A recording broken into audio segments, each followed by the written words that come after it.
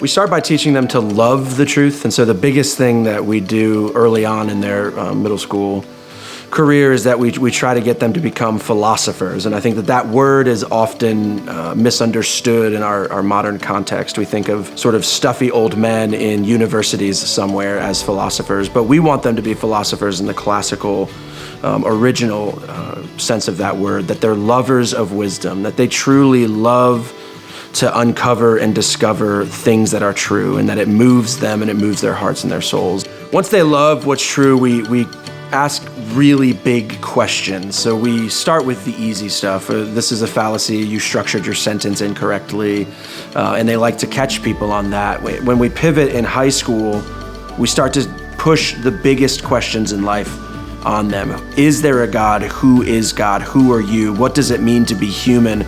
We show them how do they wrestle with ideas of what's true and what's good, rather than us just standing at front as teachers telling them this is the answer to this. We can't just tell them that, because it's gonna have to be something that they love and grip deeply for the rest of their lives for it to take hold and for it to be meaningful. The way that writing and linguistic arts work in concert with one another at Trinity is that we want our students to write beautifully.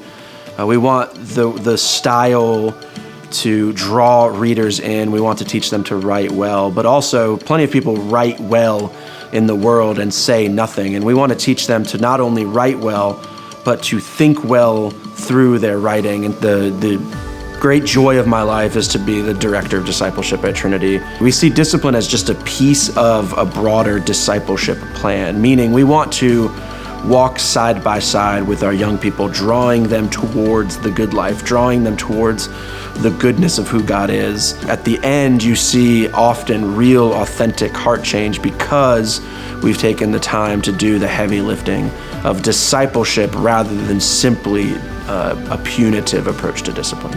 We teach your student what it means to enjoy. We teach them what it means to love, and that's the primary driver of everything we do. And there are great things that happen as a result of that, but they're not the aim. Yes, they'll be able to articulate things really well, and they'll be good writers, and they'll likely be really good leaders in most cases, but they'll be good people who live good lives, who find deep joy and satisfaction despite what the world might throw at them, despite the circumstance that they find themselves in. And ultimately, that's what they want. Trinity's sole purpose, the driver, is to say, we want your student to find their satisfaction in God, to find their rest and peace in God, to find their meaning in God, and then to enjoy once they find that.